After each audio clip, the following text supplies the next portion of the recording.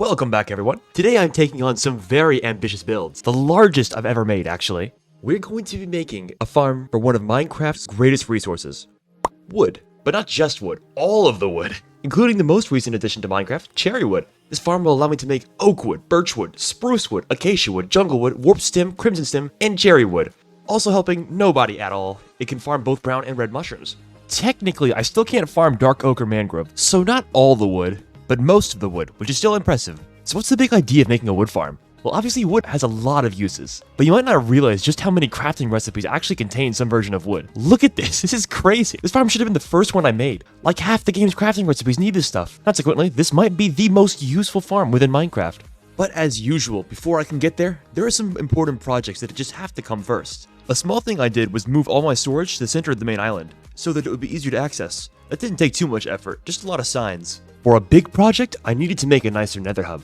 For those of you who are somehow unaware, the Nether is a dimension in Minecraft used in the late game for transportation. A Nether portal can be placed almost anywhere in your Minecraft world, and traveling in there lets you exit back in the overworld 8 times farther than you've moved. For a simple example, suppose you enter the Nether, run 100 blocks to another portal, and then exit. You'll come out exactly 800 blocks in the corresponding direction. Because of this, it's pretty standard for players to make a Nether Hub, and I am one of those players. Like a lot of other players, I also made mine on the roof of the Nether dimension. Now this is what my Nether Hub used to look like. A nice symmetrical layout on the roof of the Nether. Maybe it looks a little cool, but it is so boring. I needed to renovate this big time. So step 1 in doing this was adding some color variation in the floor with carpet. Carpet stops mobs from spawning here, so it's a great obvious choice.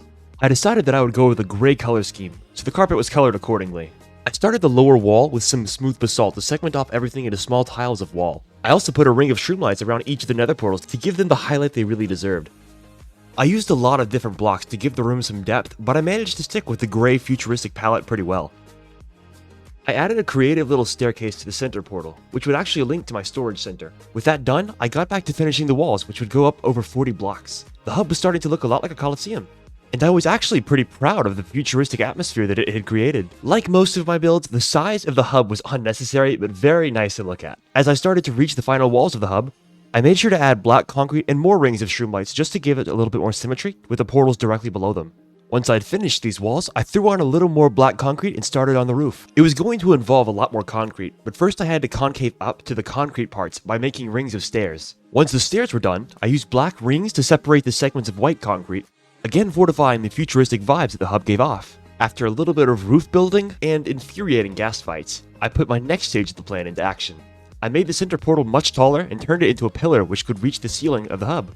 I made sure to leave space in the center of this portal for a couple of reasons that I'll explain later. Now, I just added some more rings of concrete and a little bit of stained glass, and the roof was pretty much done. Since there were way too many gas spawning, I took the time to spam stone buttons on the spawnable blocks of the roof so I'd never have to deal with mob spawning here again. It's not a lot of work, but it does save me a lot of headaches down the line.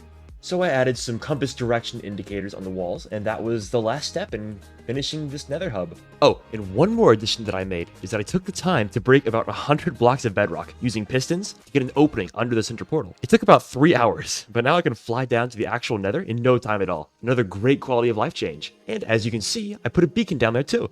And just like that, we're done with the Nether Hub. And now we can get on to the big deal. I decided that the tree farm would connect one of the south portals in the Nether Hub, but the location it would end up in kinda sucked. So I would need to do some terraforming. The first step in that would be flattening the landmass south of my main island. I'm guessing I broke somewhere in the ballpark of 200,000 blocks to level this place, but a good chunk of the footage got corrupted and I can't show all of it. Just know that it took a very long time. I only really caught the ending of the flattening, but it still ended up being pretty cinematic.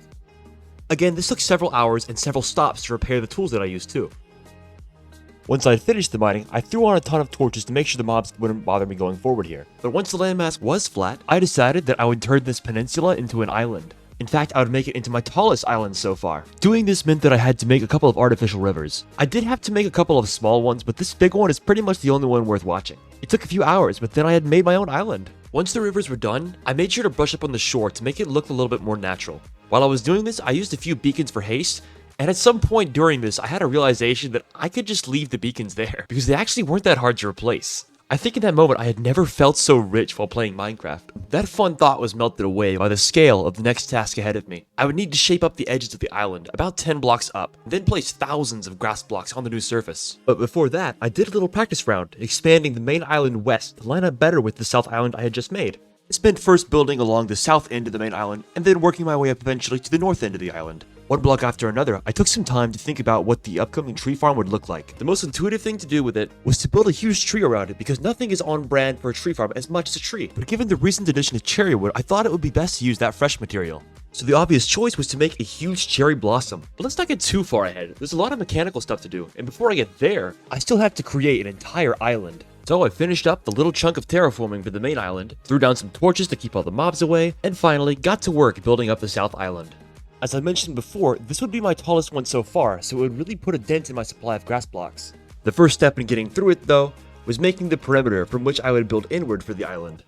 As it turns out, the replay of this is a little messy because the island is actually so large that there was pretty much always a chunk of the island out of render distance while I was building it. Normally I would turn the render distance up, but this is still a server, so this is the best that I can realistically do. Anyways, I spent hours trying to give this island that magical touch of just enough nature to be confused with natural world generation. And eventually, I think I got there. Because of the amount of grass needed, if I do want to do another terraform like this, I think I'll have to actually make a dirt farm, which someone has actually made. But anyways, final step was just to put a lid on it. This was the longest step and was really boring, so I took the time to watch our good cameo man Mason play through Portal 2. Great game, and would recommend, but it definitely doesn't beat Minecraft. If anybody wants to see some of our co-op footage from Portal 2, let me know in the comments and I'll consider it. But now, finally, my monologue is done. I finished the lid on the island. I remember this moment feeling particularly good because I felt like I had finished something amazing. So I took a minute to just take it in. Again, I had to light up the area so I wouldn't die to the monsters that Minecraft has to offer. So I ran in circles for like 30 minutes, spamming torches every couple of jumps. The wither skeleton farm I had made far earlier came in really handy for all these torches. Soon enough, I had the whole island covered, making it another safe haven for whatever I want to build. And what I do want to build is the greatest tree farm there's ever been. So I got to work. This farm is a slightly modified design from a channel called ENX04, who makes tutorials for some incredibly effective Minecraft farms. And this one is no exception. It can be AFK'd and produces different rates for each item, but we can expect almost 10,000 logs per hour for most types of wood. The way this farm will work is by duplicating TNT and dropping it in a precise way so that any trees grown in the center get blown up and drop their blocks into a pipe below, which ends up in some nearby chests. As of now, I've only made cosmetic changes to the design, but I'll be adding more practical things shortly. Now, with the base farm built, I gave it a test run, and to my surprise, it worked perfectly. Now, I could stop here, but the farm is still ugly. Plus, it's got some major storage issues, and I need a good source of bone meal to grow all the trees in here. First, I'll explain a little better. The farm works because the player plants a sapling with one hand and bone meals the sapling with the other, thereby growing a tree which can be harvested. But to make sure that this keeps going, we'll need to supply the player with a ton of bone meal. That's why I looked up a simple farm from Shulker and built 4 of them on top of the tree farm. The idea is that I can store all the components of the farm inside what will be a giant tree. So I decided that most of the bone meal farms should go on top.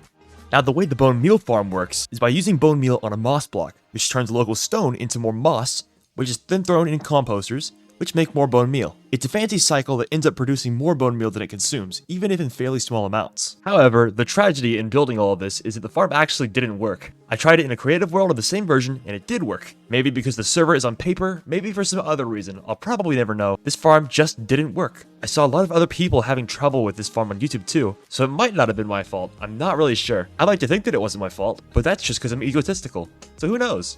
Anyways, I did more research and found a slightly better farm that did work, so I built 4 of these instead. These worked in essentially the same way, but timed the dispensers on it in a better way, which makes it more efficient. Each of these modules made about 700 bone meal per hour. This farm is brought to you by a channel called TheySix. Like all the farm designs I use, you can find their video on it in the description. Now, even though this made a lot of bone meal, it actually wasn't enough yet. At least for the cherry wood, I would need to build 4 more modules so that the farm could run perpetually. These were structurally the same as before, but since they were so low to the ground, I also needed to install a pipe, which would send the bone meal to the player. Finally, once the bone meal was coming in, I was able to get tens of thousands of cherry wood for the tree, but now there was still a problem I hadn't really considered. The design for the tree I had made needed around 150,000 cherry leaves, and this farm doesn't make any of those. The only way to get leaves is for a player to mine them. At first I thought, I'll just do it by hand, but many hours and 40,000 leaves in, I just decided that this cannot continue. I was able to find one farm that worked pretty well from a channel called Rayworks. This farm was able to produce about 2,000 leaves an hour, so I went west and started clearing out some space for it. Funnily enough, I had an interesting bug with the replay mod when I was flattening some of the land for this farm. The game thought that I was underground for some reason, and showed me as having dug out some caves to flatten the grass. No clue why this happened, but it was a little funny. Once I had flattened some land, I spewed some torches and then got to work constructing it. The farm was fairly small, but it took a lot of precise block placements. It did take several hours to create, but it was worth it for the burden that it would take off of me. Due to time concerns, I still ended up actually breaking most of the leaves I needed normally, but this was still a really helpful machine for that goal. Now here's how it works. The player is moved by a minecart, where they initially place a sapling with one hand. The farm bone meals that sapling, creating a tree. The player is moved further along the track, where the player's other hand breaks the leaves with a silk touch hoe. All the drops are either funneled into some chest or picked up by the player. Eventually, the player moves back to the underside, and TNT dupers on the top of the farm break most of whatever tree was left. And finally, the player is sent through the loop again. Like I said, it makes about 2,000 cherry leaves an hour, but it just may be the best possible farm due to how much player input is needed to collect leaves. With that done, it was time for some big improvements. Firstly, I needed to make a super storage system, which would be capable of holding shulker boxes and double chests. It was really difficult to design, but I got it to work, and designed a bunch of pipes so I could store all the things that the farm makes accordingly. And to be clear, there are 10 different things the farm can produce in mass amounts, and 8 of those things are distinct types of wood. Just for good measure, each of the respective storage columns for these items could hold over 500,000 items, which is probably more than most people ever see of these things. And now, I had to finish the pipes by connecting them to a bunch of shulker box loaders. Here, all the items coming from the farm would be sorted and put into shulker boxes, which would get down the correct pipe depending on the items. Anything which wasn't those tin items would get burned in a fire just to prevent any server lag. I also made a small input chest where I could store empty shulker boxes. That way filling up the shulker loaders was really easy. Oh, and special thanks to the channel Kale for this shulker box loader design. Very helpful. And with that, the time had finally come for me to actually make the tree. And it took weeks. I really underestimated the scale of this thing. But first step first, I did construct the trunk. Understandably, this took many hours. Once I'd started the perimeter of it though, it did get a little bit easier. Looking back, it probably would have been much better for me to have skipped the night, just because in the replay it ends up looking like a rave. So be warned, the next minute is a lot of flashing lights. Now, while you get to watch this spectacle, I'd like to announce some small news. I've created a Discord server dedicated to this Minecraft world, where I'll occasionally post progress pictures of what I'm currently working on. If you'd like to follow along and get earlier updates about what I'm working on, go ahead and check the link in the description and join it. You can even leave some suggestions in there if you'd like. Now for a little bit of trivia. I actually designed the bulk of this tree before I made most of the mechanical stuff inside. This meant I had to be very careful with how much space I could take up and where I could put things. But just by chance alone, everything seemed to work out okay. And boom, I talked enough and the trunk is done. I was actually dreading having to place all those leaves, but I discovered really early on into it that Lightmatica actually has an easy place mode, which is one of the best quality of life features I've ever seen in Minecraft. Not only does it place the blocks in the correct orientation for you, but you can place blocks in the air, not connected to anything. It's amazing, and it was incredibly motivating to finishing this massive project. And now I could finish the tree in an almost reasonable amount of time. I would just have to grind it out, placing leaves and wood blocks layer by layer until I reached the top. So that's exactly what I did. I placed well over 100,000 leaves. It still took at least a couple of weeks, but it felt so much more manageable with some podcasts in the background and with this new feature I discovered. Now at some point in the construction, I did realize that I had built the tree in a cold biome, and because the tree was so tall, it actually had snow forming on it. I didn't want to routinely clean up snow, and I thought it might ruin the look of the tree. So naturally, I gathered 30,000 glass blocks and built the roof at the world height. This was a 179 by 170 block rectangle that, if I recall correctly, I built in one sitting.